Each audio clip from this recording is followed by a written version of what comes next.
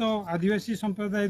किंतु जेहेतु सरकार एम को दीर्घ वर्ष है बसवास कले सुधा आज पर्यंत घरबारी पट्टा दे ना जो से माने कास्ट सर्टिफिकेट बाहर करने वंचित होती एपरी इंदिरा आवास आसिले भी एमाने जेहेतु पट्टा देखा पारना सरकार को कि सरपंच को से भी इंदिरा आवास पाइबा वंचित होती अनुरोध कर सरकार को जे तो आज पर्यंत ये मौलिक समस्या कौन पर समाधान होनी एमाने आदिवासी संप्रदाय बोली कौन मौलिक समस्या समाधान वंचित रहे कि आउ एटी जो पानी समस्या रोची छोट छोट शिशु माने अपपुष्टि रोग शिकार होती शिक्षा वंचित होती स्वास्थ्य चिकित्सा वंचित होती तेणु सरकार को अनुरोध करी सामूहिक भाव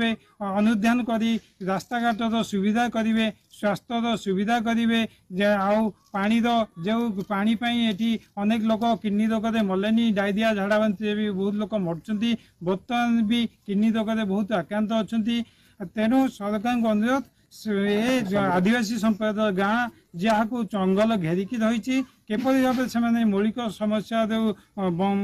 उद्धार हे किपरि भाव छुआ भविष्य आगू को जीवे से ध्यान दे उन्नति करेंगे